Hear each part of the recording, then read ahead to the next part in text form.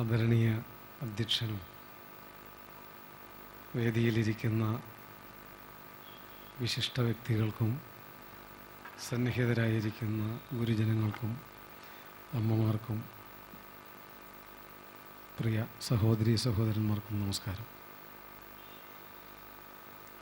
സ്വാമി വിവേകാനന്ദൻ ഭാരതത്തിൻ്റെ ആധുനിക ചരിത്രത്തെ രണ്ടാക്കി പകുത്ത ആളാണ്.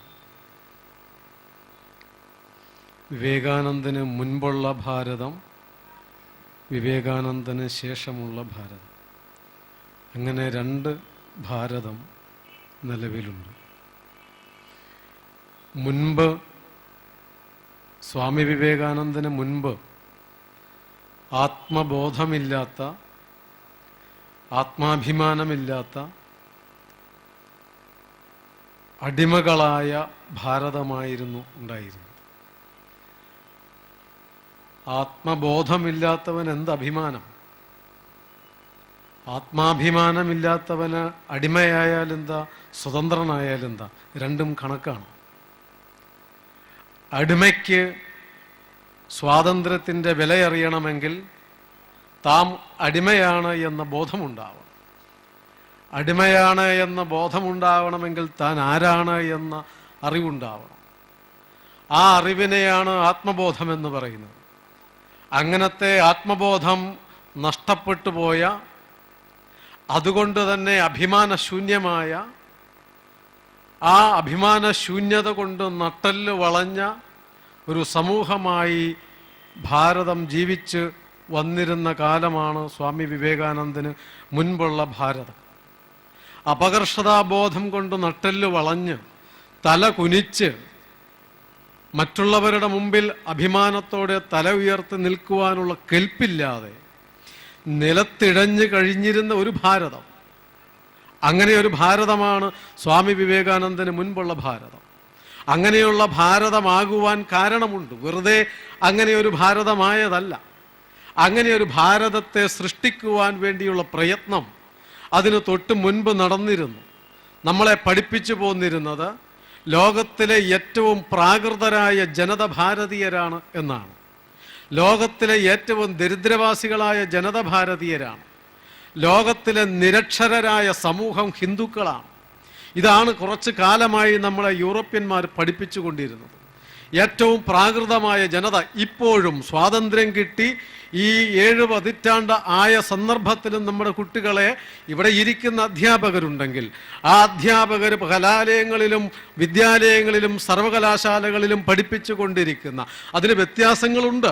അതിന് വ്യത്യാസമായ പഠിപ്പീര് നടത്തുന്ന മിഷനുകളുടെ പ്രവർത്തനം നടത്തുന്നവരുടെ പ്രതിനിധികൾ ഇവിടെ ഇരിക്കുന്നുണ്ട്. അത് മറന്നിട്ടല്ല ഞാൻ പറയുന്നത്. ആ കാര്യത്തിന് പകരം അതിനപ്പുറത്തേക്ക് അങ്ങനെയല്ല, ഭാരതീയർ ഇന്നും പ്രാകൃതരാണ് എന്ന് പഠിപ്പിച്ചു കൊണ്ടിരിക്കുന്നുണ്ട്.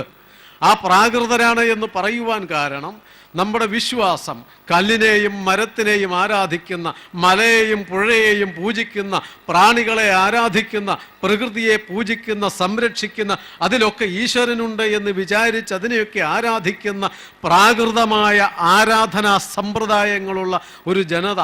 പാഗൻ റിലീജിയൻ എന്നൊരു വാക്ക് നിങ്ങൾ കേട്ടിട്ടുണ്ടാവും. പ്രാകൃതമായ മതസമ്പ്രദായങ്ങൾ, പ്രാകൃതമായ ആരാധനാ സംവിധാനങ്ങൾ, പ്രാകൃതമായ വിശ്വാസ സംഹിതകൾ, അങ്ങനെയൊക്കെയുള്ള പ്രാകൃത ജീവിതശൈലിയുള്ള ഒരു സമൂഹമാണ് ഭാരതീയർ. അവരുടെ പ്രാകൃതത്വത്തിൽ നിന്ന് പരിഷ്കാരികളാക്കി മാറ്റാൻ വേണ്ടിയാണ് ഞങ്ങൾ ഭാരതത്തിൽ വന്നത്. 1942 സ്വാതന്ത്ര്യ സമരത്തിൻ്റെ മൂർധന്യതയിൽ നമ്മുടെ നേതാക്കന്മാർ വിളിച്ചു പറഞ്ഞല്ലോ, ക്വിറ്റ് ഇന്ത്യ, ഇന്ത്യ വിടുക യൂറോപ്യന്മാർ, ബ്രിട്ടീഷുകാർ ഇന്ത്യ വിടുക എന്ന് പറഞ്ഞപ്പോൾ അതിൽ ചില ബുദ്ധിമാന്മാർ തിരിച്ചു ചോദിച്ചു, ഞങ്ങളെ വിടാൻ പോകരുത്, ഞങ്ങളെ പറഞ്ഞയക്കരുത്. കാരണം ഈ നാട്ടിലെ ഈ ലോകത്തിലെ ഏറ്റവും പ്രാകൃതരായ ജനതയായ നിങ്ങളെ പരിഷ്കാരികളാക്കാൻ വന്നവരാണ് ഞങ്ങൾ. നിങ്ങളായിരുന്നു ലോകത്തിലെ ഏറ്റവും വലിയ ദരിദ്രവാസികൾ. തൊഴിലില്ലാത്ത, വ്യവസായമില്ലാത്ത, സമ്പത്തില്ലാത്ത ദരിദ്രവാസികളുടെ കൂട്ടം. ഒന്നുമില്ലാത്ത ആ ദരിദ്രവാസികളെ സമ്പത്തുള്ളവരാക്കി മാറ്റുവാൻ അവർ വന്നതിന് ശേഷമാണ് വ്യവസായങ്ങൾ തുടങ്ങിയത് എന്നല്ലേ നമ്മൾ നമ്മുടെ കുട്ടികളെ പഠിപ്പിച്ചു കൊണ്ടിരിക്കുന്നത്? അങ്ങനല്ലേ? അങ്ങനെയാണ് ഇപ്പോഴും പഠിപ്പിച്ചുകൊണ്ടിരിക്കുന്നത്. അവർ വന്നതുകൊണ്ട് നമുക്ക് റെയിലുണ്ടായി, അവർ വന്നതുകൊണ്ട് നമുക്ക് വ്യവസായമുണ്ടായി, അവർ വന്നതുകൊണ്ട് വിദ്യാഭ്യാസമുണ്ടായി. നിരക്ഷരരായ ഭാരതീയരെ സാക്ഷരരാക്കിയത് അവരാണ്. നമുക്ക് ആധുനിക വിദ്യാഭ്യാസം തന്നത് അവരാണ് എന്നാണ് ഇപ്പോഴും ഈ സ്വാതന്ത്ര്യം കിട്ടി ഇത്രയും വർഷം കഴിഞ്ഞിട്ട് നമ്മളെ പഠിപ്പിച്ചുകൊണ്ടിരിക്കുന്നത്. സത്യമതായിരുന്നില്ല. പ്രാകൃതമായിരുന്നോ ഭാരതത്തിൻ്റെ ആരാധനകളെന്ന്, പ്രാകൃതമായിരുന്നോ നമ്മുടെ ജീവിത സമ്പ്രദായമെന്ന്, പ്രാകൃതമായിരുന്നോ നമ്മുടെ വിശ്വാസങ്ങളും ആരാധനകളും എന്ന് ഇന്ന് ലോക ശാസ്ത്രജ്ഞന്മാർ, പരിസ്ഥിതി ശാസ്ത്രജ്ഞന്മാർ ഗവേഷണം നടത്തിക്കൊണ്ടിരിക്കുക. ഭാരതത്തിൻ്റെ പ്രകൃതി പൂജ, ഭാരതത്തിൻ്റെ പ്രകൃതി ആരാധന, ജീവജാലങ്ങളെയും മലയെയും പുഴയെയും ദൈവങ്ങളായി ദേവതകളായി കണ്ടാരാധിക്കുന്നത് പ്രാകൃതമല്ല എന്ന്, അതിലൂടെ മാത്രമേ ആധുനിക ലോകത്തിന് പാരിസ്ഥിതിക പ്രശ്നങ്ങളിൽ നിന്ന് മോചനമുണ്ടാകൂ എന്ന് ആധുനിക പാരിസ്ഥിതിക ശാസ്ത്രജ്ഞന്മാർ ഗവേഷണം നടത്തി കണ്ടുകൊണ്ടിരിക്കുകയാണ്. ലോകത്തെ പഠിപ്പിക്കാൻ ശ്രമിച്ചുകൊണ്ടിരിക്കുക. നമ്മൾ പ്രാകൃതരല്ലായിരുന്നു എന്ന് ആധുനിക പണ്ഡിതന്മാർ പറയുന്നു. പക്ഷെ നമ്മൾക്കതറിയുമോ? നമ്മളെ ഇപ്പോഴും പഠിപ്പിക്കുന്നു. ദരിദ്രവാസികളെന്ന് നമ്മളെ പഠിപ്പിച്ചു. ചരിത്രം അതായിരുന്നില്ല. ലോകത്തിലെ ഏറ്റവും സമ്പത്തുണ്ടായിരുന്ന രാജ്യം ഭാരതമായിരുന്നു എന്ന് മാത്രമല്ല, ലോകത്തിലെ ഏറ്റവും ദരിദ്രവാസികൾ ബ്രിട്ടീഷുകാരായിരുന്നു 200 കൊല്ലം മുമ്പ് വരെ. ലോകത്തിൻ്റെ നാനാഭാഗങ്ങളിൽ കൊള്ളയടിക്കാൻ പോയി അവിടുന്നൊക്കെ കൊള്ളയടിച്ച് കടന്നു വന്ന് അവർ ഭാരതത്തിൽ വന്ന് ഇവിടുത്തെ സമ്പത്ത് കൊള്ളയടിച്ചു കൊണ്ടുപോയി ബ്രിട്ടനിലെ ബാങ്കുകളിൽ നിക്ഷേപിച്ചതിന് ശേഷമാണ് 2 നേരം ആഹാരം കഴിക്കാൻ അവർക്കായത് എന്ന് ബ്രിട്ടീഷ് ഹിസ്റ്റോറിയൻ H. വിൽസൺ എന്ന ചരിത്രകാരൻ, ബ്രിട്ടീഷ് ചരിത്രകാരൻ രേഖപ്പെടുത്തി വച്ചിട്ടുണ്ട്. 40 ലക്ഷം കോടി രൂപ. ഇന്നത് വലിയ അളവല്ല എന്നൊക്കെ നമുക്ക് തോന്നുമെങ്കിലും ഇവിടെ ഇരിക്കുന്ന കാരണവന്മാരൊന്ന് ആലോചിച്ചു നോക്കുക. മക്കൾ കാരണവന്മാരോട് ചോദിച്ചു നോക്കൂ, 100 രൂപ കൊടുത്താൽ 1 ഏക്കർ സ്ഥലം കിട്ടുമായിരുന്നു ഇവിടെ ഇരിക്കുന്ന കാരണവന്മാരുടെ ബാല്യകാലത്ത്. 100 രൂപയ്ക്ക് 1 ഏക്കർ സ്ഥലം നമ്മുടെ നാട്ടിൽ. ഇവിടുത്തെ വില എനിക്കറിയില്ല. അത്രയും മൂല്യം ഉണ്ടായിരുന്ന കാലത്ത് 40 ലക്ഷം കോടി രൂപയായിട്ട് മാത്രം കൊള്ളയടിച്ചു കൊണ്ടുപോയിട്ടുള്ളതിൻ്റെ കണക്ക് ഇന്ന് നമുക്ക് ലഭ്യമാണ്. ഞാൻ കള്ളക്കണക്കല്ല. ദ കേസ് ഫോർ ഇന്ത്യ എന്ന് പറയുന്ന ലോകപ്രസിദ്ധ ഗ്രന്ഥകാരനായ ബിൽ ഡൂറന്റ് ഇതിൻ്റെ കണക്കുകൾ മുഴുവൻ രേഖപ്പെടുത്തി വെച്ചിട്ടുണ്ട്.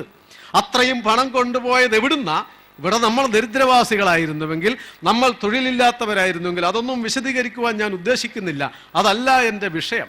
ലോകത്തിലെ ഏറ്റവും വലിയ സമ്പത്തുണ്ടായിരുന്ന, വ്യവസായമുണ്ടായിരുന്ന, ഏറ്റവും കൂടുതൽ വസ്ത്ര കയറ്റുമതി നടത്തിയിരുന്ന രാജ്യം ഭാരതം, ലോകത്തിലെ ഏറ്റവും വലിയ കപ്പൽ വ്യവസായം നടത്തിയിരുന്ന രാജ്യം ഭാരതം 1000 കൊല്ലം മുമ്പല്ല, 2000 കൊല്ലം മുമ്പല്ല, 200 കൊല്ലം മുമ്പത്തെ കഥയാണ് ഞാൻ പറയുന്നത്. അത്രയും സമ്പത്തുണ്ടായിരുന്ന രാജ്യത്തിൻ്റെ പിൻഗാമികളായ നമ്മളോട്, നിങ്ങളോട് നമ്മുടെ അധ്യാപകരും പണ്ഡിതന്മാരും പറയുന്നു, നിങ്ങളാണ് ലോകത്തിലെ ദരിദ്രവാസികൾ, നിങ്ങളാണ് നിരക്ഷരർ. വിദ്യാഭ്യാസം കിട്ടിയത് ഞങ്ങൾ വന്നതിന് ശേഷമാണ്. അതുകൊണ്ട് നിരക്ഷരരായ നിങ്ങളെ സാക്ഷരരാക്കാൻ, ദരിദ്രവാസികളായ ഭാരതീയരെ സമ്പത്ത് ഉള്ളവരാക്കാൻ, അപരിഷ്കൃതരായ ഹിന്ദുക്കളെ പരിഷ്കാരികളാക്കി മാറ്റാനാണ് ഞങ്ങൾ വന്നത്. നിങ്ങൾ ലോകത്തിലെ ഏറ്റവും ഹീനമായ ജനതയാണ് എന്ന് പറഞ്ഞു പഠിപ്പിച്ചു. അങ്ങനെ പഠിച്ച് കേട്ട് നമ്മൾ ആ അപകർഷതാബോധം ഉള്ളവരായി മാറി. അങ്ങനെ പഠിപ്പിച്ചതിനൊരുദ്ദേശമുണ്ടായിരുന്നു. എന്തിനാണ് അവരങ്ങനെ പഠിപ്പിക്കുവാൻ കാരണം?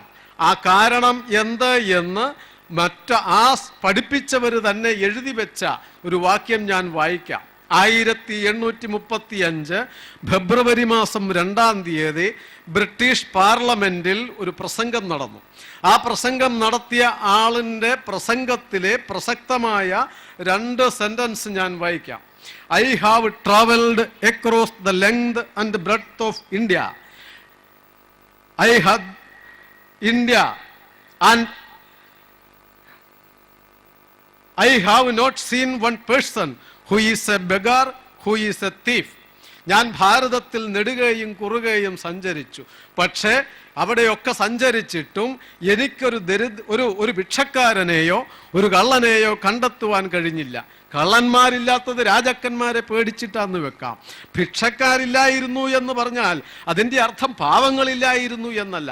അത് ലോകത്തിലെല്ലാ കാലത്തും ഉണ്ടാവും, എല്ലാ രാജ്യങ്ങളിലും ഉണ്ടാവും. പക്ഷേ ഭാരതത്തിൽ ഭിക്ഷക്കാരുണ്ടായിരുന്നില്ല എന്ന് സായിപ്പ് പറയണമെങ്കിൽ അതിന് മറ്റൊരു കാരണമുണ്ട്. പാവങ്ങളുണ്ടായിരുന്നു, പക്ഷേ ആ പാവങ്ങളെ സംരക്ഷിക്കുവാൻ ഇവിടെ ഇരിക്കുന്ന മുതിർന്നവർ തന്നെ വീണ്ടും ഒന്ന് ആലോചിക്കുക. നമ്മുടെ ബാല്യകാലത്ത് വീടിൻ്റെ മുൻപിലൂടെ ഭിക്ഷയെടുക്കാൻ ആൾക്കാർ വരുമ്പോൾ പെരുവഴിയെ മണികിലിക്കുകയോ പാട്ടുപാടിയോ ഒച്ച വെച്ചോ അവർ പാത്രം കിളിക്ക് വരുമ്പോൾ നമ്മളോട് നമ്മുടെ കാരണവന്മാർ പറഞ്ഞിരുന്നത് എന്താ? ഭിക്ഷക്കാർ വരുന്നു എന്നായിരുന്നോ പറഞ്ഞിരുന്നത്? അല്ലല്ലോ. പിന്നെ എന്താ പറഞ്ഞിരുന്നത്? ധർമ്മക്കാർ വരുന്നു എന്നാ പറയുന്നത്. ധർമ്മക്കാർ എന്ന് വെച്ചാൽ അവരാണ് ധർമ്മം സംരക്ഷിക്കുന്നതെന്നാണോ അർത്ഥം? അല്ല. പിന്നെയോ, ആ പാവങ്ങളെ സംരക്ഷിക്കുവാനുള്ള ധർമ്മം നിനക്കുണ്ട്, നമുക്കുണ്ട് എന്ന് നമ്മുടെ കുട്ടികളോട് മാതാപിതാക്കൾ പറഞ്ഞു തരുന്നു. പാവങ്ങളെയും ദീനരെയും ദരിദ്രരെയും സംരക്ഷിക്കുന്നതാണ് ധർമ്മം.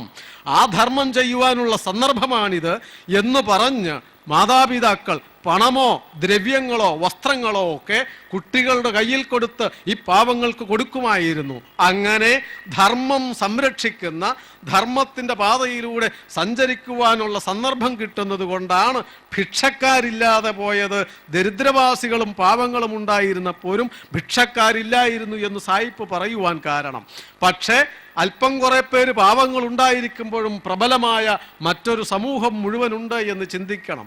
അദ്ദേഹം തുടരുന്നത് ഇതാണ്: such wealth I have seen in this country, people of such caliber, such moral values, that I do not think we would ever conquer this country unless we break the very backbone of this nation. ഇത്രയും സംസ്കാര സമ്പന്നമായ ഒരു ജനതയെ, ഇത്രയും ആത്മബലമുള്ള ഒരു സമൂഹത്തെ, ഇത്രയും കരുത്തുള്ള സമ്പന്നമായ ഒരു രാജ്യത്തെ കീഴടക്കി ഭരിക്കാം എന്ന് ഞാൻ വിചാരിക്കുന്നില്ല. എന്ത് ചെയ്തില്ലെങ്കിൽ, അവരുടെ നാടിൻ്റെ നട്ടെല്ല് അടിച്ച് തകർത്തില്ലെങ്കിൽ. ഏതാണ് ആ നട്ടെല്ല്? Which is her spiritual and cultural heritage. ഭാരതത്തിനെ താങ്ങി നിർത്തുന്നത്, ആയിരക്കണക്കിന് വർഷങ്ങളായി ഭാരതത്തെ താങ്ങി നിർത്തുന്നത്, നിലനിർത്തിപ്പോരുന്നത് ഭാരതത്തിൻ്റെ ആധ്യാത്മികവും സാംസ്കാരികവുമായ പൈതൃകമാണ്. ആ പൈതൃകത്തെ തകർത്ത് കളയാതെ ഭാരതത്തെ കീഴടക്കി ഭരിക്കാം എന്ന് ഞാൻ വിചാരിക്കുന്നില്ല. അതിനെന്ത് ചെയ്യണം? Therefore, I propose that we replace her old and ancient education system. എന്താണ് ചെയ്യേണ്ടത്? അതിനവരെ കൊല്ലുകയല്ല ചെയ്യേണ്ടത്, കീഴടക്കാൻ ശ്രമിക്കുകയല്ല. അത് വിജയിക്കില്ല. പിന്നെയോ, അവരെ കീഴടക്കുവാനും എന്നെന്നും അടിമകളാക്കി വയ്ക്കുവാനും കഴിയണമെങ്കിൽ അവരുടെ വിദ്യാഭ്യാസ സമ്പ്രദായം മാറ്റിമറിക്കണം. ഗ്രാമങ്ങളിലുള്ള വിദ്യാലയമുണ്ട്, ഗ്രാമവിദ്യാലയങ്ങൾ, ലക്ഷാവധി ഗ്രാമവിദ്യാലയങ്ങൾ. കുടിപ്പള്ളിക്കൂടങ്ങളിൽ ആശാന്മാരുടെ അരികിൽ പോയി നിന്നിട്ട് ഒക്കെയുള്ള ആ വിദ്യാലയങ്ങളെയൊക്കെ തകർത്ത് കളയണം. പാഠശാലകളുണ്ട്, നൂറുകണക്കിന് വിദ്യാർത്ഥികൾ പഠിക്കുന്ന പാഠശാലകൾ, ആയിരങ്ങൾ പഠിക്കുന്ന സർവകലാശാലകൾ. അതൊക്കെ തകർത്ത് കളഞ്ഞ് ആധുനിക വിദ്യാഭ്യാസം എന്ന പേരിൽ പുതിയ വിദ്യാഭ്യാസം നൽകുന്നതിലൂടെ മാത്രമേ ഭാരതീയരെ കീഴടക്കാൻ കഴിയൂ, അവരുടെ ആത്മവിശ്വാസത്തെ തകർക്കാൻ കഴിയൂ, അവരെ അടിമയാക്കി മാറ്റാൻ കഴിയൂ, അവരുടെ ആത്മബലത്തെ ഇല്ലാതെയാക്കാൻ കഴിയൂ എന്ന പാഠം പഠിപ്പിച്ചതിൻ്റെ അടിസ്ഥാനത്തിലാണ്, ആ തീരുമാനത്തിൻ്റെ അടിസ്ഥാനത്തിലാണ് നവീന വിദ്യാഭ്യാസം നമ്മളിൽ നൽകിയത്. ആ വിദ്യാഭ്യാസം കേട്ട നമ്മൾ അപകർഷതാബോധമുള്ളവരായി മാറി. അങ്ങനെ മാറ്റുന്നതിന് മറ്റൊരു കാരണമുണ്ടായിരുന്നു. എന്തിനാണ് ഇങ്ങനെ ഒരു വിദ്യാഭ്യാസം കൊടുക്കണമെന്നവർ തീരുമാനിച്ചത്? ആ തീരുമാനിച്ചതിന് ചരിത്രത്തിൻ്റെ മറ്റൊരു കാരണം, 19-ാം നൂറ്റാണ്ടിൻ്റെ തുടക്കത്തിൽ ഭാരതത്തിൽ ജീവിച്ചിരുന്ന ഏറ്റവും വലിയൊരു പണ്ഡിതനുണ്ട്. ലോകഭാഷകൾ അറിയാവുന്ന, ലോകത്തിലെ തത്വശാസ്ത്രങ്ങളെ പഠിച്ചിട്ടുള്ള, ലോകത്തിലെ ഇതര മതങ്ങളുടെ ദർശനങ്ങൾ പഠിച്ചിട്ടുള്ള, ഭാരതീയ ദർശനങ്ങളിൽ അവഗാഹമുള്ള മഹാപണ്ഡിതൻ, രാജ്യത്ത് ജീവിച്ചിരിക്കുന്ന ഏറ്റവും വലിയ പണ്ഡിതൻ. ആ ആളിൻ്റെ പേര് നിങ്ങൾക്കറിയാം, രാജാറാം മോഹൻ റോയ് എന്ന് പറയുന്ന ബംഗാളിലെ മഹാപണ്ഡിതൻ. ആ രാജാറാം മോഹൻ റോയിയെ മതം മാറ്റുവാൻ ലണ്ടൻ മിഷൻ സൊസൈറ്റി അഥവാ LMS, കേരളത്തിലും ഭാരതത്തിലും ഒക്കെ ഇപ്പോഴുമുണ്ടവർ, ആ LMS എന്ന് പറയുന്ന സുവിശേഷ സംഘടനയുടെ ലോകപ്രസിദ്ധനായ സുവിശേഷകൻ റവറൻഡ് വില്യം ആദം എന്നയാളിനെ രാജാറാം മോഹൻ റോയിയെ മതം മാറ്റുവാൻ വേണ്ടി ഭാരതത്തിലേക്ക് അയച്ചു. എന്തിന്? രാജാറാം മോഹൻ റോയിയെ എന്തിനാ മതം മാറ്റുന്നത്? നാരായണ ഗുരുദേവനെ മതം മാറ്റാൻ വന്നിട്ടില്ലേ? എന്താ കാരണം? നാരായണ ഗുരുവിനെ മതം മാറ്റിയാൽ അനേകം വിശ്വാസികളെ മതം മാറ്റുവാൻ എളുപ്പമാ. ഗാന്ധിജിയെ മതം മാറ്റാൻ ശ്രമിച്ചില്ലേ? ഡോക്ടർ അംബേദ്കറെ മതം മാറ്റാൻ ശ്രമിച്ചില്ലേ? അയ്യങ്കാളിയെ മതം മാറ്റാൻ ശ്രമിച്ചില്ലേ? എന്തിന്? മഹാപുരുഷന്മാരെ, നേതാക്കന്മാരെ മതം മാറ്റിയാൽ അവരുടെ അനുയായികളെ മതം മാറ്റുവാൻ എളുപ്പമാണ്. ഗാന്ധി മതം മാറി പിന്നെയാണോ നിനക്കൊക്കെ എന്ന ഒരു ചോദ്യം ചോദിക്കാൻ പറ്റും. അംബേദ്കർ മതം മാറിയ ലക്ഷക്കണക്കിന് കോടിക്കണക്കിന് ദളിത സഹോദരങ്ങളെ മതം മാറ്റുവാൻ എളുപ്പമാണ്. മഹാപണ്ഡിതനായ അംബേദ്കർ മതം മാറി, പിന്നെ നിനക്കൊക്കെ എന്താ കുഴപ്പം? പാവങ്ങളായ നിങ്ങൾ മതം മാറ് എന്ന് പറയുവാൻ എളുപ്പമാ. അതിനാണ് അന്ന് ജീവിച്ചിരുന്ന ഏറ്റവും വലിയ പണ്ഡിതനായ രാജാറാം മോഹൻ റോയിയെ മതം മാറ്റുവാൻ. എന്താ കാരണം?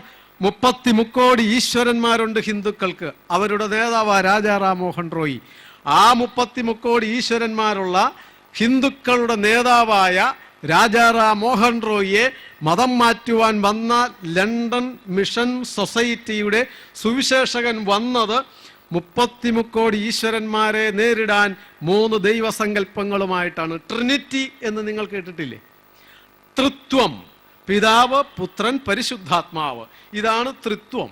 ആ 3 ദൈവത്തെ കൊണ്ട് 33 ദൈവങ്ങൾക്കും മേലെയാണ് ഈ 3 ദൈവസങ്കല്പം എന്ന് സ്ഥാപിക്കുവാൻ വേണ്ടി 1818 മാർച്ച് 19 റവറൻഡ് വില്യം ആദം ബംഗാളിൽ വന്നു. രാജാറാം മോഹൻ റോയിയായിട്ട് സംവാദങ്ങളിൽ ഏർപ്പെട്ടു. ചർച്ച മൂത്തപ്പോഴാണ് ഒരു കാര്യം അബദ്ധം റവറൻഡിന് മനസ്സിലായി. എന്താ കാര്യം? രാജാറാം മോഹൻ റോയിയുടെ സംഘടനയുടെ പേരെന്താ? ബ്രഹ്മസമാജം. ബ്രഹ്മമെന്ന് പറഞ്ഞാൽ എത്ര ദൈവമാ? ഒന്നല്ലേ ഉള്ളൂ. 33 നേരിടാനാ 3 കൊണ്ട് വന്നത്. 3 കൊണ്ട് വന്നപ്പോൾ തർക്കിക്കുന്നവൻ ഒന്നേ ഉള്ളെന്നാ പറയുന്നത്. ദൈവം ഒന്നേ ഉള്ളൂ, പിന്നെ എങ്ങനെ നേരിടും? തർക്കം നടത്തി, വിതർക്കമായി, വാദം മൂത്ത് പ്രതിവാദമായി, അവസാനം വാദം വിവാദമായി, എല്ലാം തീർന്നു. അവസാനം വാദിക്കുവാൻ വാക്കുകളില്ലാതെ, ആശയങ്ങളില്ലാതെ, സർവചരാചരങ്ങളെയും ഉൾക്കൊള്ളുന്ന ഒരൊറ്റ ദൈവമേ പ്രപഞ്ചം മുഴുവൻ നിറഞ്ഞു നിൽക്കുന്ന ഈശാവാസ്യമിതം സർവം യത്കിഞ്ച് ജഗത്യാം ജഗത് എന്ന് പറയുന്ന മഹാസങ്കല്പം പറഞ്ഞ രാജാറാം മോഹൻ റോയിയുടെ മുമ്പിൽ ഇനി ഏത് ദൈവസങ്കല്പം പറയും?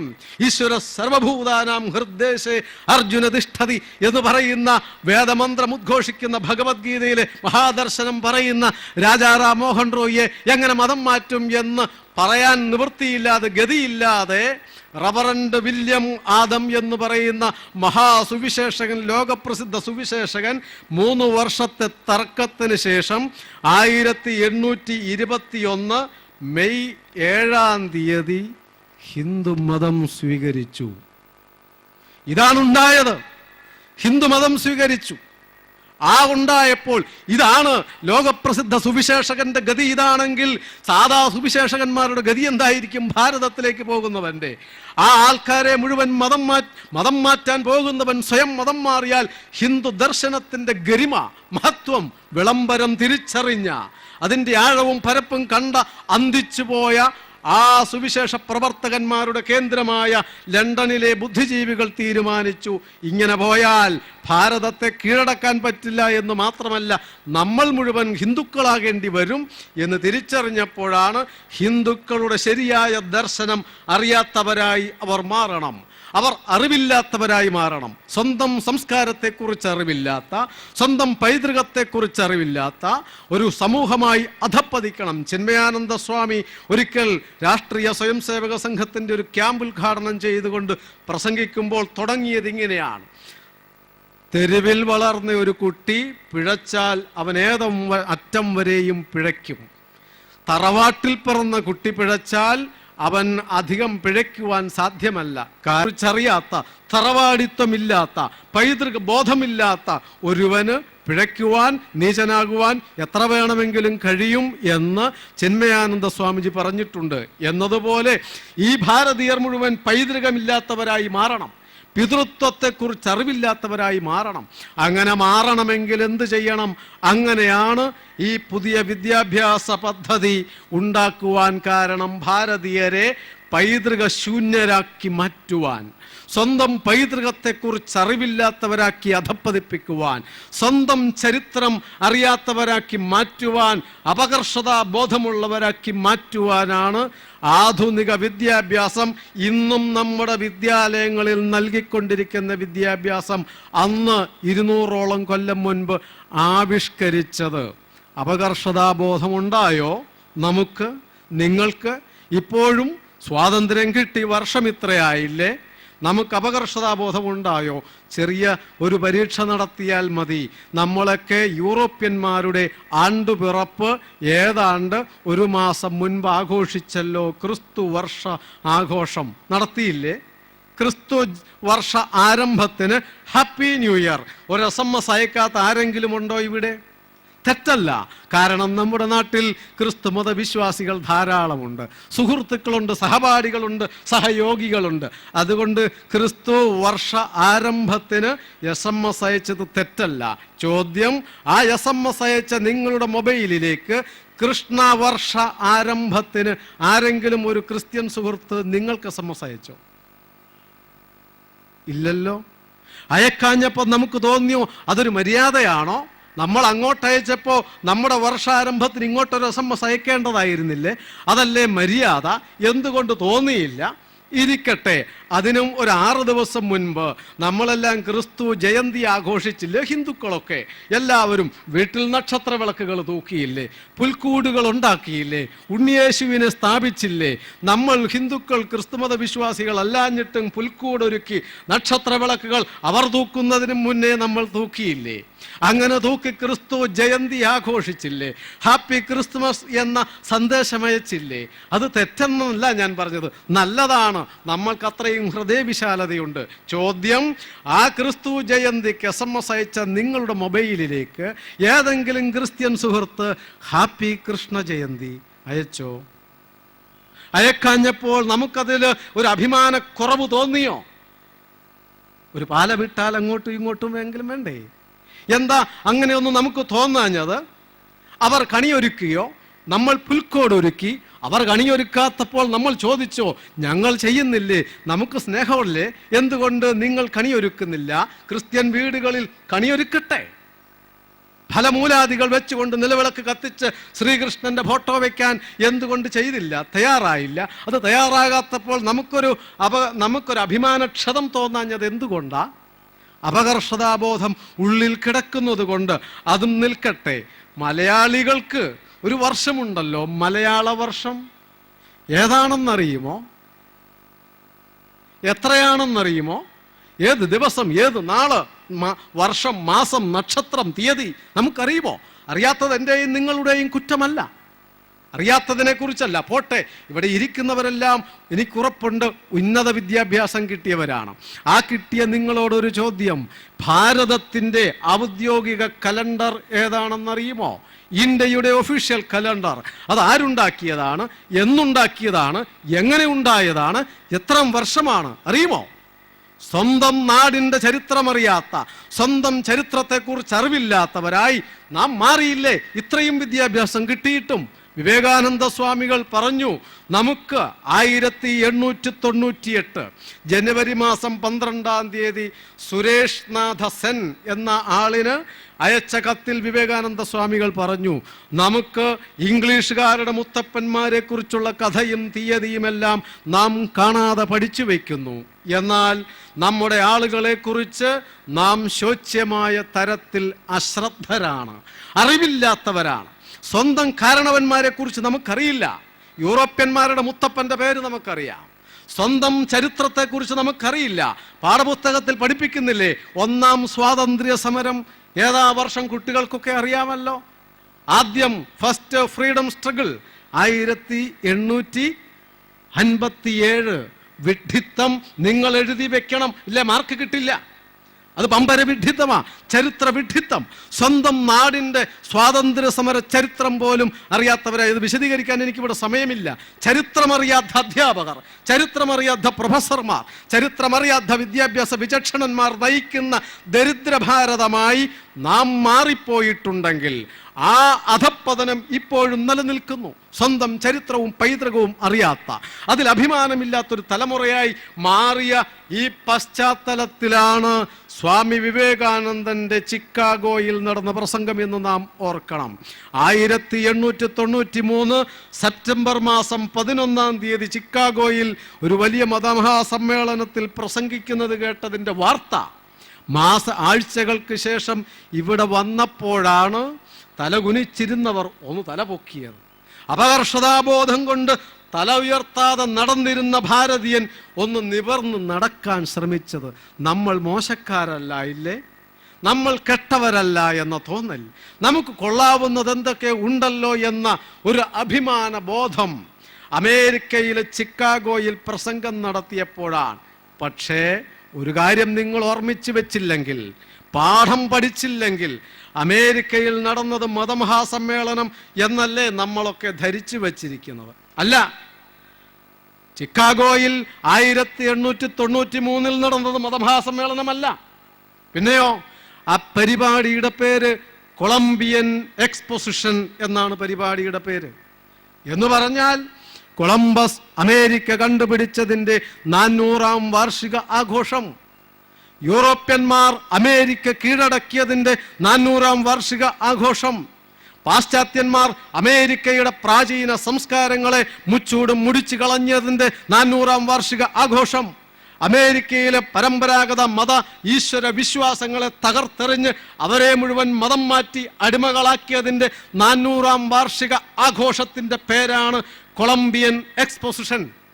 ആ കൊളംബിയൻ എക്സ്പോസിഷൻ എന്ന് പറയുന്ന വിശാലമായ പ്രദർശന നഗരിയിൽ അനേകം പന്തലുകളിൽ നടന്ന അനേകം പ്രദർശനങ്ങളിൽ ഒരു പന്തലിൽ നടന്ന ഒരു പരിപാടിയുടെ പേരാ മതമഹാസമ്മേളനം എന്നുള്ളത്.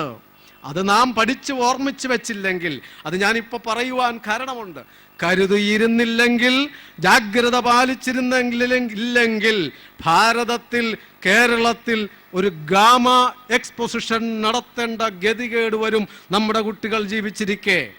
ഗാമ എക്സ്പോസിഷൻ 1498 ഭാരതം കണ്ടുപിടിച്ചത്. വാസ്കോഡി ഗാമ കേരളത്തിൻ്റെ വടക്കേ അറ്റത്ത് വന്നത് 1498. 400ാം വാർഷികം അവർക്ക് ആഘോഷിക്കാൻ പറ്റിയില്ല, 500ാം വാർഷികവും ആഘോഷിക്കാൻ പറ്റിയില്ല.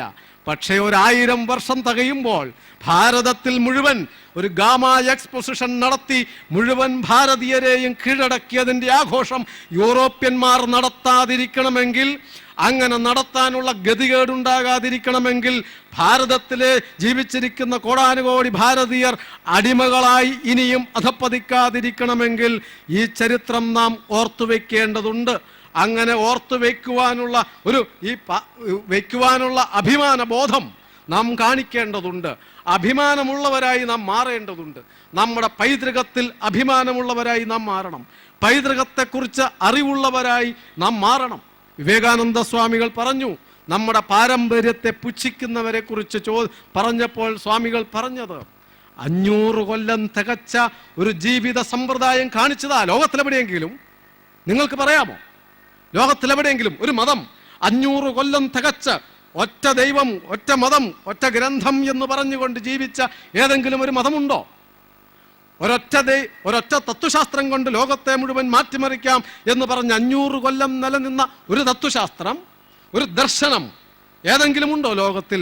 500 കൊല്ലം തികച്ച, 100 കൊല്ലം പോലും തികയ്ക്കാൻ പറ്റാത്ത മതവിശ്വാസങ്ങളും ആരാധനകളും സമ്പ്രദായങ്ങളും തത്വശാസ്ത്രങ്ങളുമാ ലോകം മുഴുവൻ. ആ ആൾക്കാരാണ് ഭാരതത്തിൽ എത്രയോ 1000 കൊല്ലമായിട്ട് നാം ജീവിച്ചു പോരുകയാണ്. വിവേകാനന്ദ സ്വാമികൾ പറഞ്ഞു, ഗ്രീസില്ലാതിരുന്നപ്പോൾ, റോം ചിന്തയ്ക്ക് വിഷയമല്ലാതിരുന്നപ്പോൾ, ഇന്നത്തെ യൂറോപ്യന്മാരുടെ പൂർവികന്മാർ പച്ചില കൊണ്ട് നാണവും മറച്ച് പച്ചമാംസവും തിന്ന് ശരീരം മുഴുവൻ നീലച്ചായവും പുരട്ടി കാട്ടിൽ മൃഗങ്ങളോടൊപ്പം അലഞ്ഞിരുന്നപ്പോഴും ഭാരതത്തിൽ ശ്രേഷ്ഠമായൊരു ജീവിതമുണ്ടായിരുന്നു.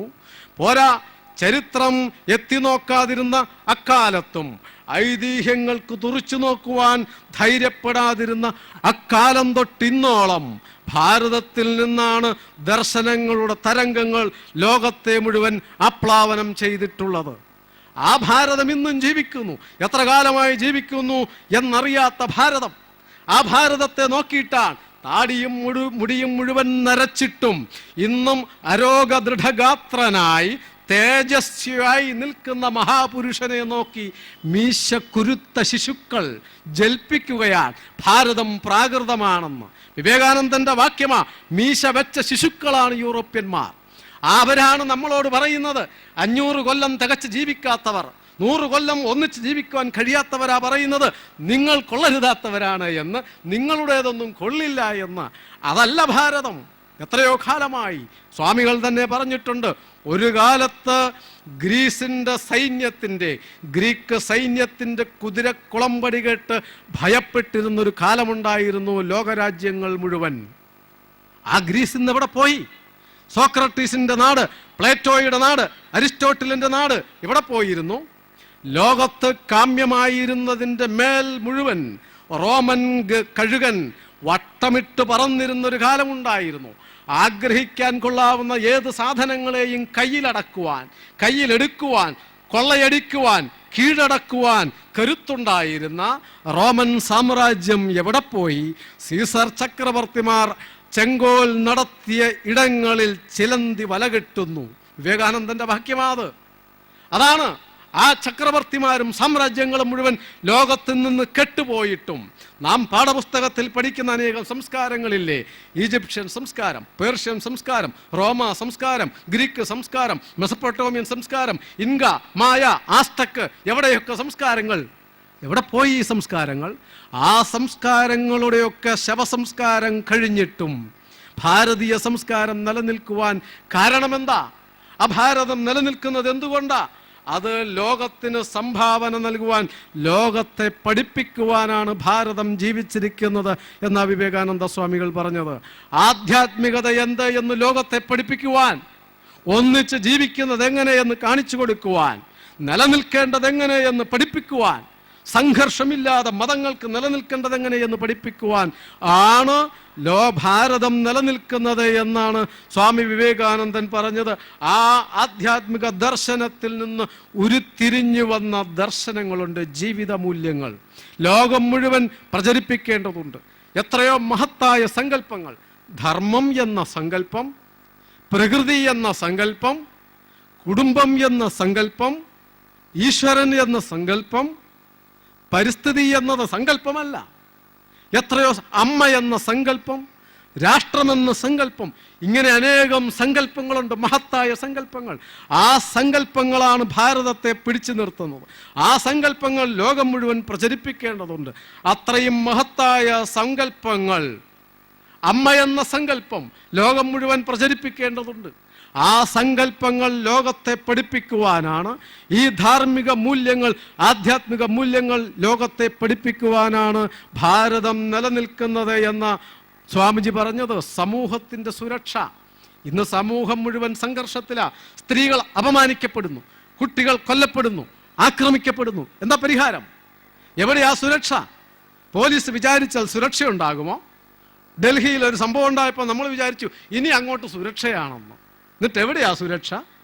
സമൂഹത്തിൻ്റെ സുരക്ഷ പട്ടാളത്തിലും പോലീസിലുമല്ല, പിന്നെയോ ധാർമ്മിക മൂല്യങ്ങളിലാണ്, സമൂഹത്തിൻ്റെ സാംസ്കാരിക മൂല്യങ്ങളിലാണ് സമൂഹത്തിൻ്റെ സുരക്ഷ. ഓരോ മനുഷ്യനിലുമുള്ള സാംസ്കാരിക മൂല്യബോധത്തിൽ നിന്നേ നിലനിൽക്കൂ. അല്ലെങ്കിൽ നിയമം കൊണ്ടൊരു സമൂഹത്തിന് നിലനിൽക്കുവാൻ കഴിയില്ല എന്ന് കുറച്ച് കാലം മുമ്പ് നമ്മൾ കേട്ടല്ലോ. അമേരിക്കയിൽ ഒരു കൊടുങ്കാറ്റുണ്ടായി. ഏതാ കൊടുങ്കാറ്റ്? കത്രീന കൊടുങ്കാറ്റ്. അവിടെയൊക്കെ ഉണ്ടാകുമ്പോൾ കത്രീന, ഒറോദ, മത്തായി എന്നൊക്കെയാ പേര് വരിക. നമ്മുടെ നാട്ടിലാണെങ്കിൽ നാരായണ കൊടുങ്കാറ്റെന്നോ ലക്ഷ്മി എന്നോ ഒക്കെ പറയണം, കാരണം രാജ്യത്തിൻ്റെ രീതി അനുസരിച്ച്. ഏതായാലും അവിടെ ഉണ്ടായത് കത്രീന കൊടുങ്കാറ്റ്. കൊടുങ്കാറ്റുണ്ടായപ്പോൾ ആയിരക്കണക്കിന് ആൾക്കാരെ സർക്കാരിൻ്റെ ഇതുപോലെ വലിയ മണ്ഡപങ്ങൾ കെട്ടി ആ ദുരന്തങ്ങൾക്കിരയായവരെ മുഴുവൻ ഒന്നിച്ച് താമസിപ്പിച്ചു. ഒരു ദിവസം കത്രീന കൊടുങ്കാറ്റിനിരയായ അമേരിക്കക്കാരുടെ ഈ മണ്ഡപത്തിൽ, ഈ സംരക്ഷിത കേന്ദ്രത്തിൽ കറണ്ട് പോയി.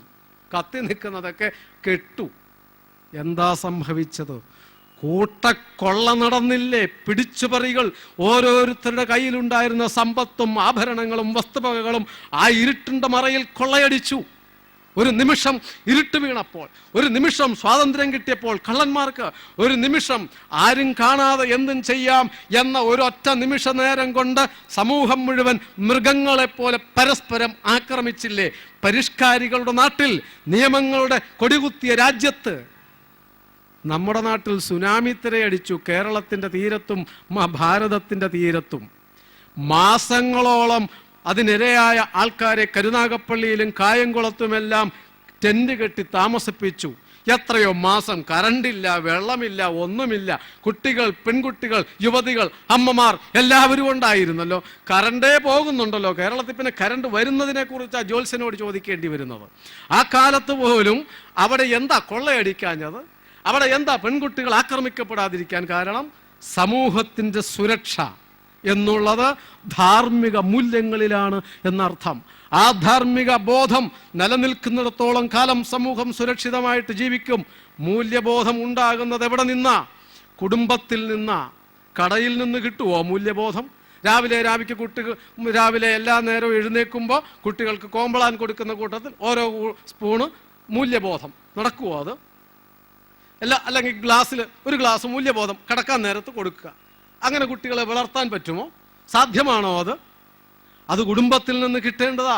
കുടുംബത്തിൻ്റെ കേന്ദ്രം ആരാ? ഞങ്ങൾ 8 പേര്, 6 പേര്, 7 പേര് ഒരു വീട് വാടകയ്ക്കെടുത്ത് താമസിച്ചാൽ അതിനെ കുടുംബമെന്ന് പറയുമോ? പറയാൻ പറ്റുമോ? കുടുംബമുണ്ടാകണമെങ്കിൽ ആദ്യം അമ്മ വേണം. അമ്മയുള്ളിടത്തെ കുടുംബമുള്ളൂ, അമ്മയുള്ളിടത്തെ മക്കളുള്ളൂ, അമ്മയുള്ളിടത്തെ സഹോദരങ്ങളുള്ളൂ, അമ്മയുള്ളിടത്തെ അച്ഛനുള്ളൂ. എന്തുമുണ്ടാകണമെങ്കിൽ, കുടുംബമുണ്ടാകണമെങ്കിൽ ആദ്യം അമ്മ വേണം. ഭാരതീയ സംസ്കാരത്തിൻ്റെ അടിത്തറ ഏത് എന്ന് ചോദിച്ചാൽ അത് മാതൃസങ്കല്പമാ, അമ്മ എന്ന സങ്കല്പമാ. അതില്ലെങ്കിൽ, കുടുംബമില്ലെങ്കിൽ ഭാരതം നിലനിൽക്കുമായിരുന്നില്ല. ഏറ്റവും ശ്രേഷ്ഠമായ ഭാരതീയ സംസ്കാരം നിലനിൽക്കുവാൻ ഈ കുടുംബം എന്ന സങ്കല്പമാ. വളരുന്ന തലമുറയെ ഈ സങ്കല്പത്തിൻ്റെ മഹത്വം പഠിപ്പിക്കേണ്ടതുണ്ട്. കുട്ടി വളരുമ്പോൾ കുടുംബം ലോകത്ത് മുഴുവനില്ലേ? നമുക്ക് മാത്രമേ കുടുംബമുള്ളൂ?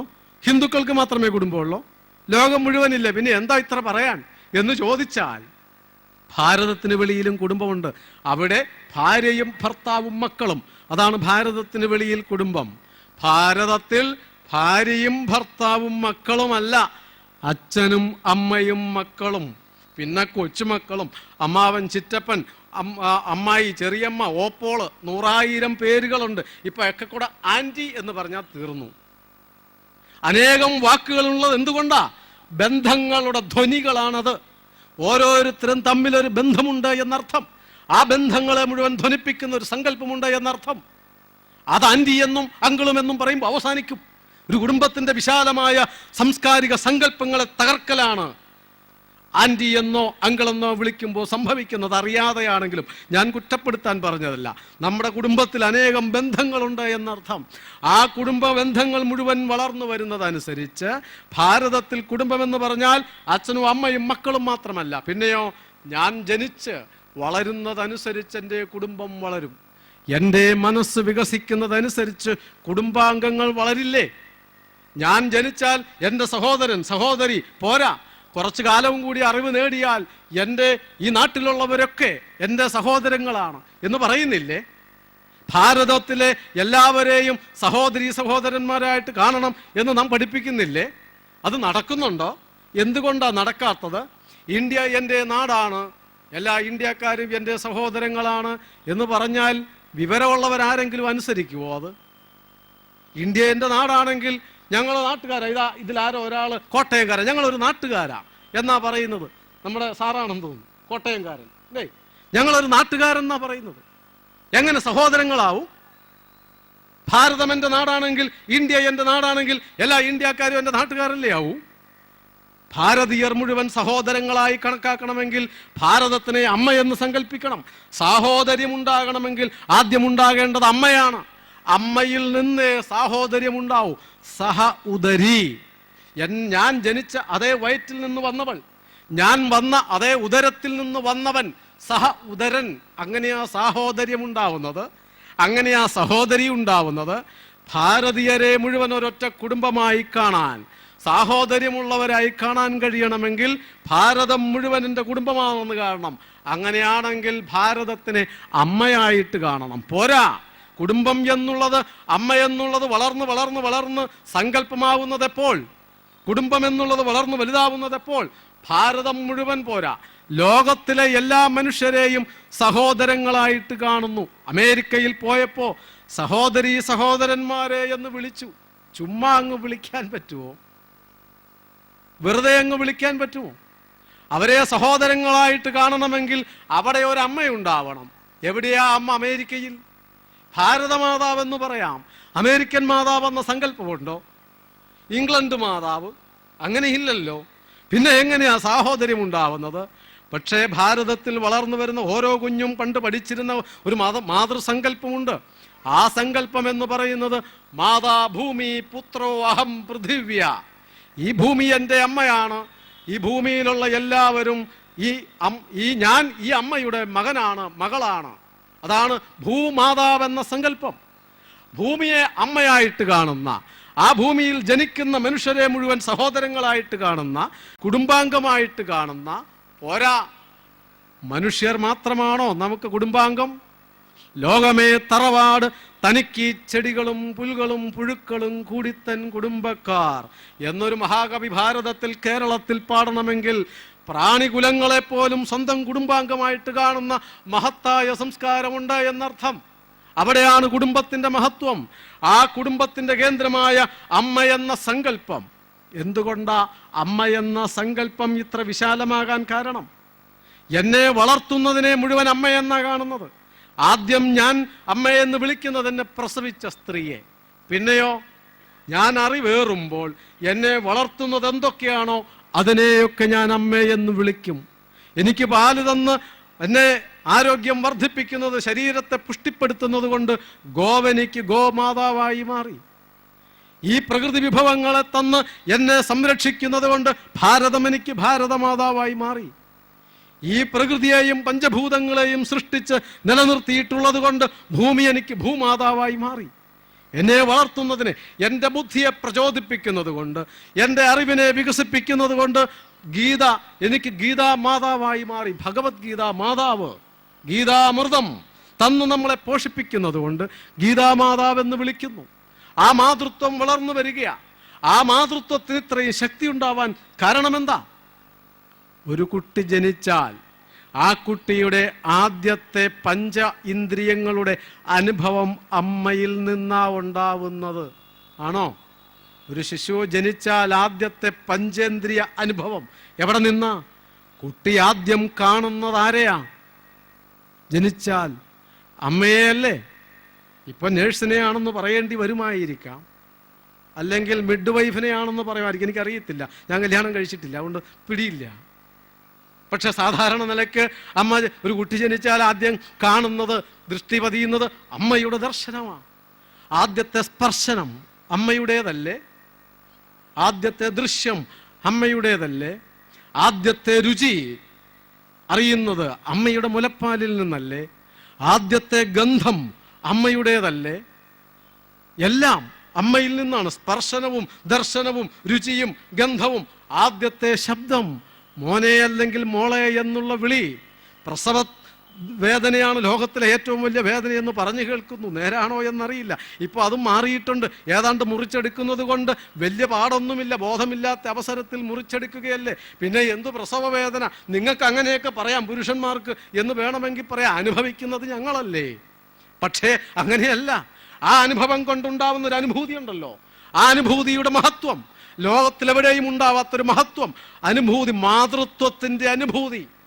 ആ അനുഭൂതിയിൽ നിന്ന്, ആ അമ്മയിൽ നിന്ന് കിട്ടുന്ന ശിശുവിൻ്റെ ഈ അനുഭവങ്ങളുണ്ടല്ലോ, ആ കുട്ടിയെ മരണം വരെ പിന്തുടരുന്ന ഒരേ ഒരു ബന്ധം, മുറിച്ചെറിയാൻ പറ്റാത്ത, അറുത്തു തള്ളാൻ പറ്റാത്ത ആ മഹത്തായ ബന്ധമുണ്ടല്ലോ, ആ ബന്ധത്തിൽ നിന്നാണ് അമ്മ എന്ന മഹാസങ്കല്പം ഉണ്ടാവുന്നത്.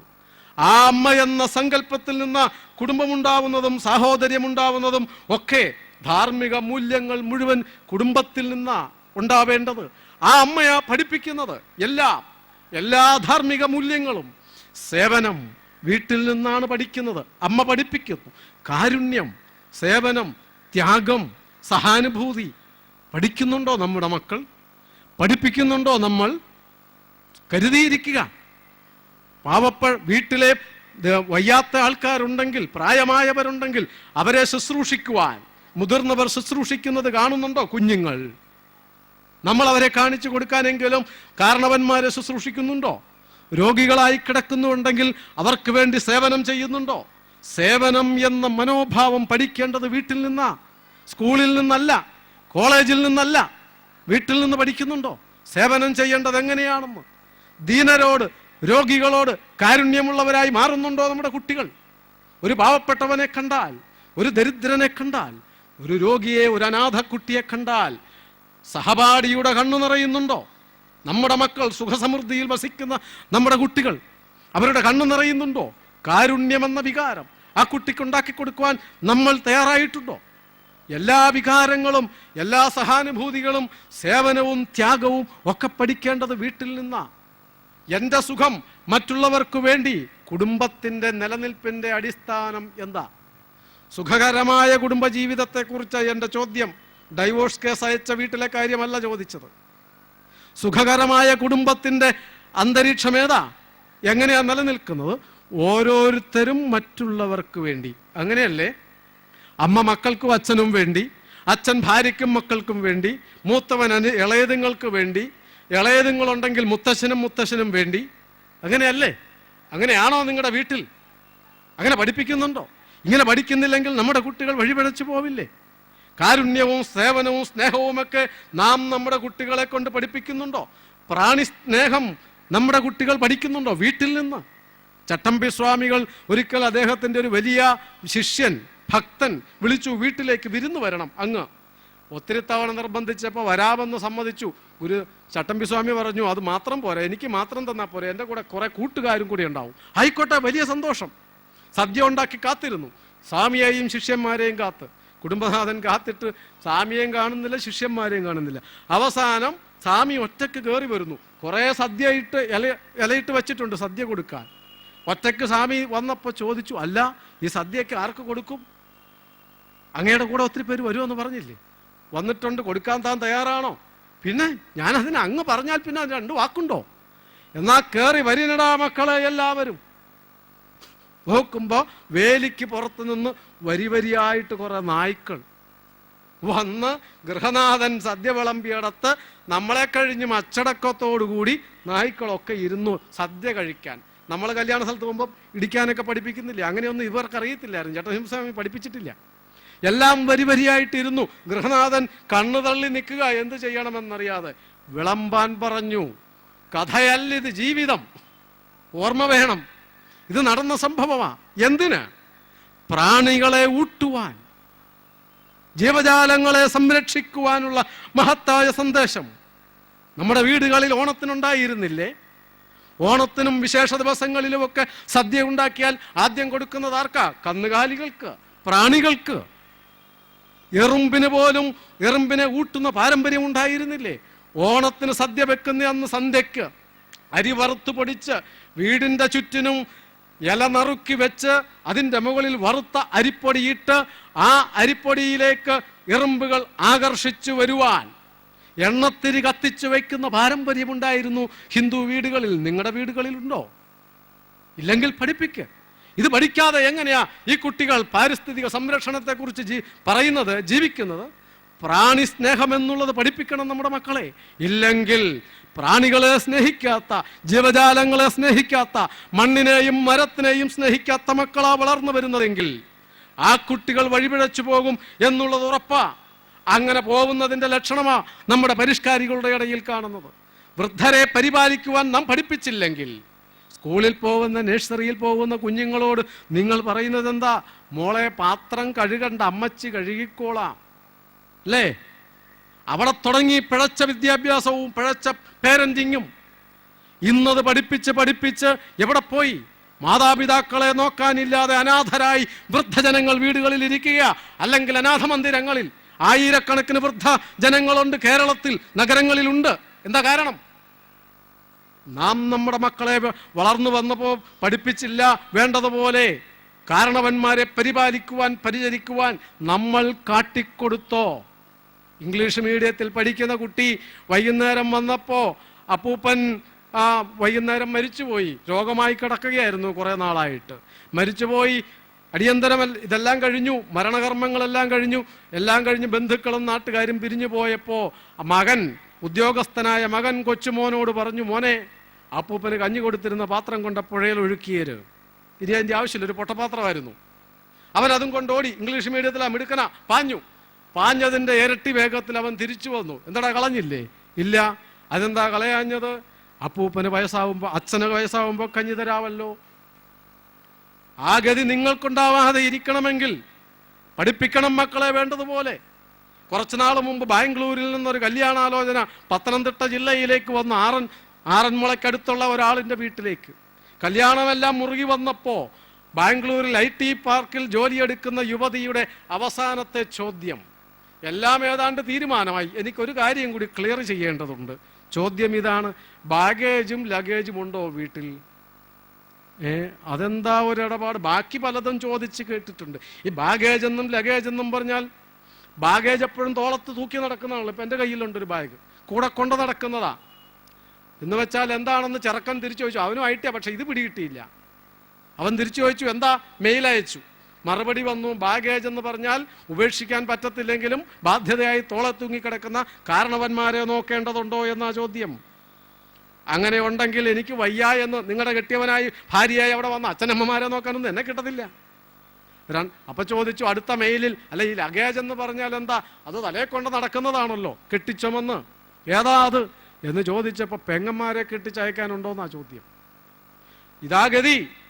നാം ഈ ചോദിക്കുന്ന പെൺകുട്ടി നാളെ ഒരു ബാഗേജോ ലഗേജോ ആയി മാറും.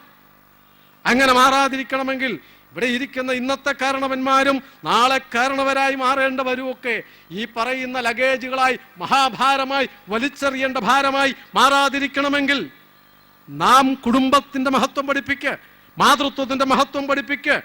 നാം പഠിപ്പിക്കുന്നതൊക്കെ സ്വാർത്ഥതയാ. ആ സ്വാർത്ഥതയില്ലാത്ത കുട്ടികളെ വളർത്തുവാൻ നമുക്ക് കഴിയണം. ധാർമ്മിക ബോധം എന്ന് പറഞ്ഞാൽ പങ്കുവയ്ക്കലാണ്. എനിക്കുള്ളത് പങ്കുവയ്ക്കുവാൻ, എനിക്കില്ലാത്തത് മറ്റുള്ളവർക്ക് കൊടുക്കുവാൻ, എനിക്കുള്ളതും എനിക്ക് വേണ്ട എന്ന് വെച്ച് മറ്റുള്ളവർക്ക് കൊടുക്കുവാൻ. ആ ധർമ്മത്തിനെയാണ് സാംസ്കാരിക മൂല്യം എന്ന് പറയുന്നത്. പങ്കുവയ്ക്കുവാനുള്ള മനോഭാവം പഠിപ്പിക്കുന്നുണ്ടോ നിങ്ങൾ? നിങ്ങളുടെ കുട്ടികളിൽ പഠിപ്പിക്കുന്നുണ്ടോ? ഇല്ലെങ്കിൽ നാം തകർന്നു പോകും, കുടുംബങ്ങൾ അനാഥമായി പോകും. അങ്ങനെ അനാഥമായി പോകാതിരിക്കണമെങ്കിൽ നാം പഠിപ്പിക്കേണ്ടതുണ്ട്. ഒരുവനു നല്ലതു മന്യനല്ലലും ചേർപ്പ്, ഒരു തൊഴിൽ ആത്മവിരോധി ഓർമ്മ വേണം. ആത്മീയത എന്ന് പറഞ്ഞാൽ, ധാർമ്മികത എന്ന് പറഞ്ഞാൽ, സംസ്കാരം എന്ന് പറഞ്ഞാൽ ഒരുവന് നല്ലതും അന്യന് ദുഃഖവും വരുത്തുന്ന ഒരു പ്രവൃത്തിയും ചെയ്യരുത്. ഗുരുദേവൻ പറഞ്ഞതാ ആത്മോപദേശ ശതകത്തിൽ. ഞാൻ എനിക്ക് ചെയ്യുന്നത് നിങ്ങൾക്ക് ദോഷമായി മാറരുത്. ഞാൻ ഒരു വ്യക്തി ചെയ്യുന്നത് മറ്റൊരു വ്യക്തിക്ക് ദോഷമായി മാറരുത്. ഒരു സമുദായം ചെയ്യുന്നത് മറ്റൊരു സമുദായത്തിനെതിരാവരുത്. ഒരു മതം ചെയ്യുന്നത് മറ്റൊരു മതത്തിനെതിരാവരുത്. ഒരാൾക്കും എതിരാവാതെ ചെയ്യുന്ന പ്രവർത്തികളെയാണ് അവരെ പരിപാലിക്കുന്ന, അവരെ സംരക്ഷിക്കുന്ന, അവരെ പരിപോഷിപ്പിക്കുന്ന ജീവിതത്തിനെയാണ് ധാർമ്മിക ബോധം എന്ന് പറയുന്നത്, ആധ്യാത്മികത എന്ന് പറയുന്നത്. കുട്ടികളെ നാം പഠിപ്പിക്കുന്നത് എന്താ? മറ്റുള്ളവരെ പരാജയപ്പെടുത്താൻ അല്ലേ? ഇപ്പൊ കലോത്സവം നടക്കുക, മറ്റവളെ നീ തട്ടിയിട്ടിട്ടാണേലും കിരീടം നേടണം. മറ്റുള്ളവരെ പരാജയപ്പെടുത്താൻ അല്ല പഠിപ്പിക്കേണ്ടത്. പരാജയപ്പെടുത്താൻ പഠിപ്പിച്ചാൽ ജയിക്കാൻ പഠിപ്പിക്കുക. ജീവിതത്തിൽ ജയിക്കട്ടെ. പരീക്ഷകളിലെല്ലാം ജയിക്കാൻ പഠിപ്പിക്കേണ്ടതില്ല. ചില പരീക്ഷകൾ തോക്കട്ടെ.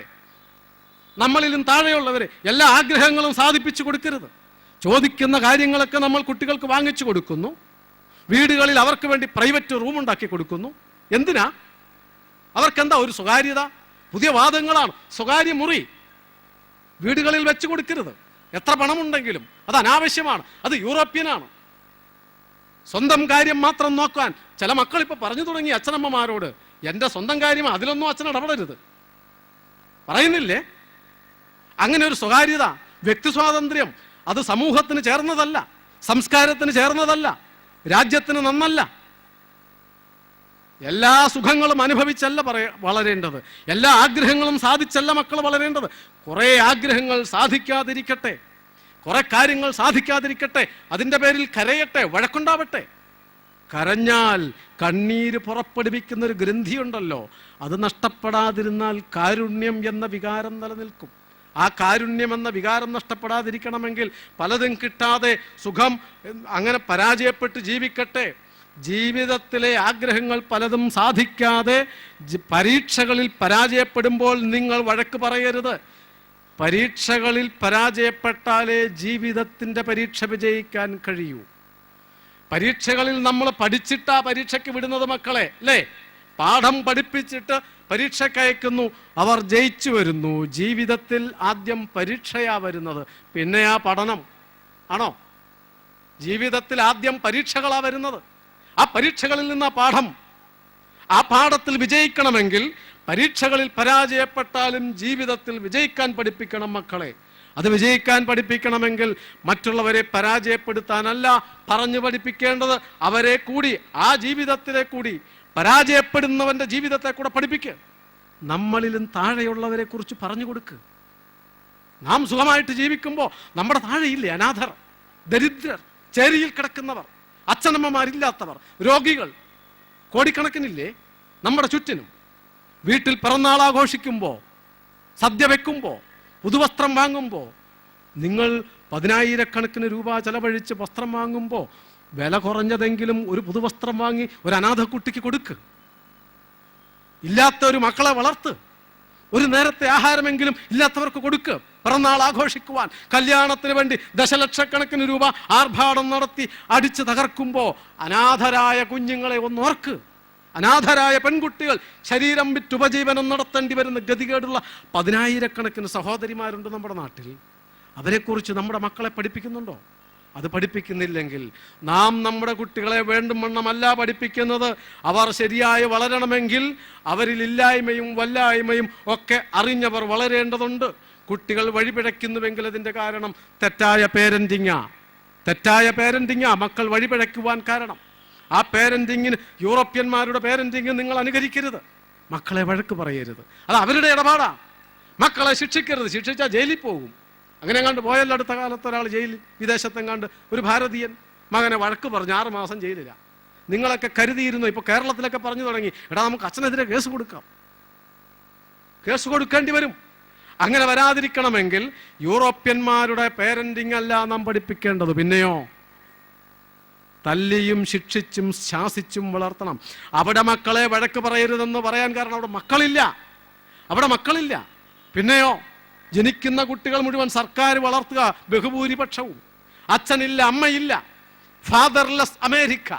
മലയാളത്തിൽ പറഞ്ഞാൽ തെറിയാണെന്ന് നിങ്ങൾ പറയത്തില്ലേ? അതുകൊണ്ട് തെറിയായിട്ട് പറയാവുന്നതൊക്കെ ഇംഗ്ലീഷിൽ പറഞ്ഞാൽ കുഴപ്പമില്ല. ഫാദർലെസ് അമേരിക്ക ഒരു പുസ്തകത്തിന്റെ പേരാണ് ഞാൻ പറഞ്ഞത്, ഞാൻ പറഞ്ഞതല്ല. ഒരു പുസ്തകം. അമേരിക്കയിലെ ലക്ഷക്കണക്കിന് കുട്ടികൾ ഈ പറഞ്ഞ തരത്തിലായി മാറിയിരിക്കുന്നു. കുറ്റവാളികളായി മാറുന്നു, അനാഥരായി മാറുന്നു, കൊടും ക്രൂരത ചെയ്യുന്ന രാജ്യദ്രോഹികളായി മാറുന്നു. എന്താ കാരണം? നമ്മളെ 200 കൊല്ലത്തോളം ഭരിച്ച ബ്രിട്ടീഷുകാരൻ്റെ വീടുകളിൽ ഇന്ന് എങ്ങനെയാ മക്കളെ സംരക്ഷിക്കേണ്ടതെന്ന് അവർ ഗവേഷണം നടത്തുകയാ. 10 വയസ്സുള്ള അമ്മ, 12 വയസ്സുള്ള അച്ഛൻ, 9 വയസ്സുള്ള 10 വയസ്സുള്ള അമ്മ 1 വയസ്സുള്ള കുഞ്ഞിനെ മുലകൂട്ടുന്നു. എന്തൊരു ഗതികേടാ! വിദ്യാലയങ്ങളോട് ചേർന്ന് ശിശുമന്ദിരങ്ങൾ നടത്തേണ്ട ഗതികേട്. എന്താ കാരണം? സ്വാതന്ത്ര്യം കൊടുത്തതാ എല്ലാവർക്കും വേണ്ടതിലധികം സ്വാതന്ത്ര്യം. ആ പേരന്റിങ് നിങ്ങൾ കോപ്പി ചെയ്യണമോ? നിങ്ങളുടെ വിദ്യാലയങ്ങളിൽ പഠിപ്പിക്കണമോ? ഭാരതീയ പാഠം, വീടുകളിലെ പാഠം ഒന്നേ ഉള്ളെങ്കിൽ എങ്ങനെയെന്നാ? ഒലക്ക കൊണ്ട്. അതിനിപ്പോൾ ഒലക്കയില്ലല്ലോ, ഗ്രൈൻഡറല്ലേ.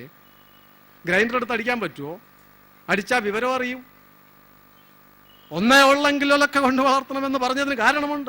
രാജവൽ 5 വർഷാണി ദശവർഷാണി ഭൃത്യവത് പ്രാപ്തേ ഷോഡശേ വർഷേ പുത്രം മിത്രവദാചരേത്.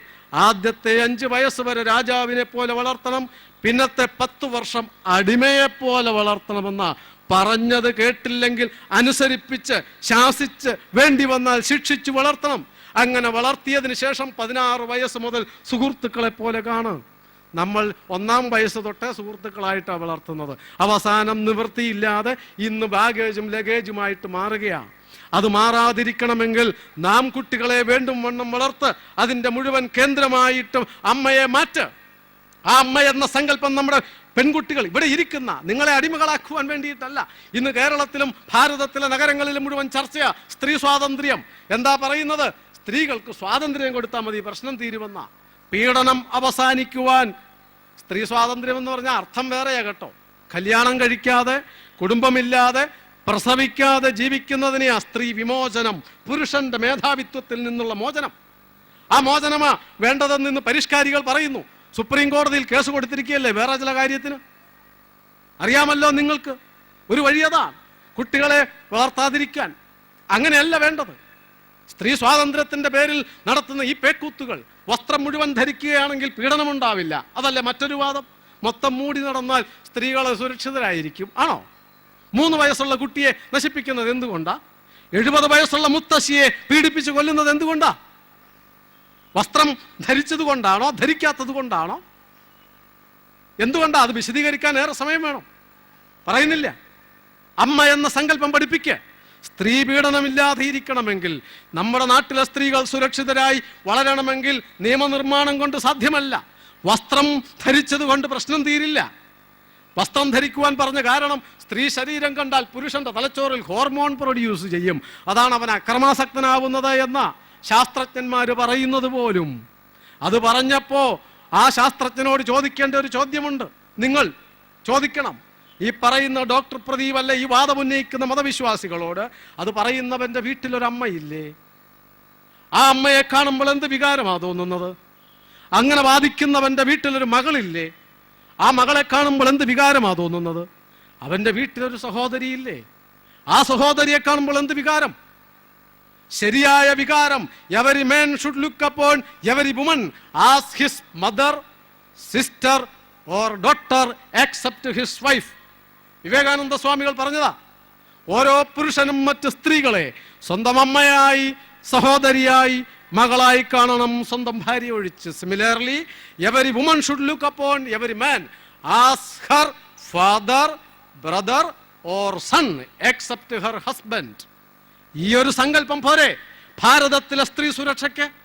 സ്ത്രീ എന്ന സങ്കല്പം വിവേകാനന്ദ സ്വാമികൾ 1900 ജനുവരി മാസം 18 കാലിഫോർണിയയിൽ നടത്തിയ ഒരു പ്രസംഗമുണ്ട്.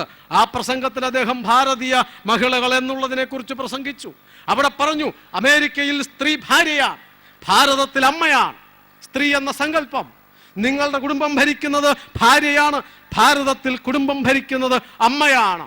അമ്മയാണ് കേന്ദ്രം. ആ അമ്മ എന്ന സങ്കല്പം നിങ്ങൾ പഠിപ്പിക്കുക. പ്രാർത്ഥനയിലൂടെ ജനിക്കുന്നവനാണ് ശരിയായ ആര്യൻ. ആര്യവംശം എന്ന് പറഞ്ഞാൽ പ്രാർത്ഥനാപൂർവം ജനിക്കുന്ന കുട്ടി. പ്രാർത്ഥിക്കുന്നുണ്ടോ? കുട്ടികൾ വരണേ എന്ന് പ്രാർത്ഥിക്കുന്നുണ്ടോ നിങ്ങൾ? വിവേകാനന്ദന്റെ ചോദ്യമാ. കുട്ടികൾ വരണേ എന്ന് പ്രാർത്ഥിക്കുന്ന അമ്മമാരാണ് ഭാരതത്തിൽ ഉണ്ടായിരുന്നത്. ഇപ്പോഴങ്ങനെയാണോ? പ്രാക്കുകളോടൊത്ത് വയറ്റിൽ നിന്ന് അറിയാതെ പുറത്തേക്ക് തള്ളപ്പെടുന്ന കുട്ടി രാജ്യത്തിന്, സമൂഹത്തിന് ശാപമായി മാറും. അമ്മ പ്രാർത്ഥിക്കുന്നുണ്ടോ? വസ്ത്രം വിശുദ്ധമാക്കി വയ്ക്കുന്നു അമ്മ, ശരീരം വിശുദ്ധമാക്കി വയ്ക്കുന്നു അമ്മ, ആഹാരം വിശുദ്ധമാക്കി വയ്ക്കുന്നു അമ്മ, തപസ് ചെയ്യുന്ന അമ്മ. ഒരു കുട്ടി വരുവാൻ, ഞാൻ ജനിക്കുവാൻ പോകുന്ന ആ കുട്ടിക്ക് വേണ്ടി ശരീരവും മനസ്സും ആഹാരവും വസ്ത്രവുമെല്ലാം പരിപാവനമാക്കി വെക്കുന്ന അമ്മ എന്ന മഹാസങ്കല്പമുണ്ട് ഭാരതത്തിൽ. ആ അമ്മ എന്ന സങ്കല്പം പഠിപ്പിക്കുന്ന നമ്മൾ ഭാരതത്തിൽ മാത്രമല്ല, ലോകം മുഴുവൻ. പ്രാർത്ഥന കൂടാതെ ജനിക്കുന്ന കുട്ടികൾ മുഴുവൻ സമൂഹത്തിന് ശാപമായി മാറാതിരിക്കണമെങ്കിൽ പ്രാർത്ഥനാപൂർവം കുട്ടിയെ പ്രസവിക്കുന്ന അമ്മമാരുണ്ടാവണം. സ്ത്രീ എന്നാൽ അമ്മയാണ് ഭാരതത്തിൽ. കാമത്തിനും മാംസവാസനകൾക്കും അടുക്കാൻ പറ്റാത്തതായി അമ്മ എന്ന സങ്കല്പമല്ലാതെ മറ്റെന്താണുള്ളത്? കാമത്തിനും മാംസവാസനകൾക്കും അടുക്കാൻ പറ്റാത്തതായി അമ്മ എന്ന സങ്കല്പം. ആ സങ്കല്പം പഠിപ്പിക്കുക. അങ്ങനെ അനേകം സങ്കല്പങ്ങളുണ്ട് ഭാരതത്തിൽ ലോകത്തിന് സംഭാവന ചെയ്യുവാൻ. ആ മാതൃസങ്കല്പത്തെ, ആ കുടുംബസങ്കല്പത്തെ നമ്മുടെ മക്കളെ പഠിപ്പിക്കുക. ഇവിടെ ഇരിക്കുന്ന യുവതികളോടും യുവാക്കളോടും എനിക്ക് പറയുവാനുള്ളത്, അങ്ങനത്തെ അനേകം ഭാരതീയ സങ്കല്പങ്ങളുണ്ട് ലോകത്തിന് സംഭാവന ചെയ്യുവാൻ. പക്ഷേ അതിൽ അറിവുള്ളവരായി നാം മാറണം. ആ അറിവിൽ അഭിമാനമുള്ളവരായി മാറണം. അഭിമാനമുള്ള തലമുറയായി മാറ്. സ്വന്തം ചരിത്രത്തെക്കുറിച്ച് അറിവുള്ള, സ്വന്തം സംസ്കാരത്തെക്കുറിച്ച് അറിവുള്ള, സ്വന്തം പൈതൃകത്തിൽ അഭിമാനമുള്ള ഒരു തലമുറയായി മാറി അന്ധവിശ്വാസ ജഡിലമല്ലാത്ത ഭാവി തലമുറയെ വളർത്തുവാൻ നിങ്ങൾ തയ്യാറുണ്ടോ? വിവേകാനന്ദ സ്വാമികൾ പറഞ്ഞു, യുഗങ്ങളായി ഭാരതത്തിൽ കുന്നുകൂടി കിടക്കുന്ന അജ്ഞാന കൂമ്പാരത്തിന് തീ കൊളുത്തുക. ആ അജ്ഞാനങ്ങളെല്ലാം ഇല്ലാതെയാവട്ടെ, അറിവുണ്ടാവട്ടെ, അഭിമാനമുണ്ടാവട്ടെ. അത്തരം അനേകം സാംസ്കാരിക മൂല്യങ്ങൾ ലോകത്തിലെ കെട്ട സാമൂഹിക ജീവിതത്തിന്, ലോകത്തിൽ തകർന്നു പോയിക്കൊണ്ടിരിക്കുന്ന കുടുംബ ജീവിതത്തിന്, ലോകം മുഴുവൻ നേരിട്ട് കൊണ്ടിരിക്കുന്ന അരാജകത്വത്തിൽ നിന്ന് ലോകത്തിന് വിമോചനമുണ്ടാകണമെങ്കിൽ ആധ്യാത്മിക ദർശനത്തിൽ നിന്ന് ഉരുത്തിരിഞ്ഞു വന്ന ഈ മഹത്തായ സാംസ്കാരിക പൈതൃകങ്ങൾ നാം പകർന്നു നൽകേണ്ടതുണ്ട്. അത് പകർന്നു നൽകുവാൻ അറിവും അഭിമാനവുമുള്ള യുവജനങ്ങളായി എന്നെങ്കിലും മരിക്കുന്ന ഒരു ജീവിതവുമായിട്ടാണ് നാം നടക്കുന്നത്. നഷ്ടപ്പെട്ടു പോകാവുന്ന ഒരു ജീവിതം. ആ ജീവിതം കൊണ്ട് അർത്ഥപൂർണമായ ഒരു ജീവിതം നൽകുക, അർത്ഥപൂർണമായ ഒരു ജീവിതം നൽകി അറിവ് നേടി ആ അറിവ് സമൂഹത്തിന് പകർന്നു നൽകിയ അറിവ് കൊണ്ട് ഭാരതത്തിനെ വീണ്ടും ഉയർത്തുക, ലോകത്തിൻ്റെ മുകളിലെത്തത്തോളം ഉയർത്തി ലോകത്തിൻ്റെ ഗുരുസ്ഥാനത്തേക്ക് ഭാവി ഭാരതത്തെ ഉയർത്തുവാൻ, അപകർഷതാബോധമില്ലാത്ത ഭാരതത്തെ സൃഷ്ടിക്കുവാൻ, അഭിമാന ബോധമുള്ള ഭാരതത്തെ സൃഷ്ടിക്കുവാൻ, അഭിമാനപൂരിതമായ ഹൃദയമുള്ള യുവതി യുവാക്കളായി കുട്ടികളായി മാറുവാൻ നമുക്കിടയാകട്ടെ എന്ന് പ്രാർത്ഥിച്ചുകൊണ്ട് ഞാൻ അവസാനിപ്പിക്കുന്നു. നമസ്കാരം.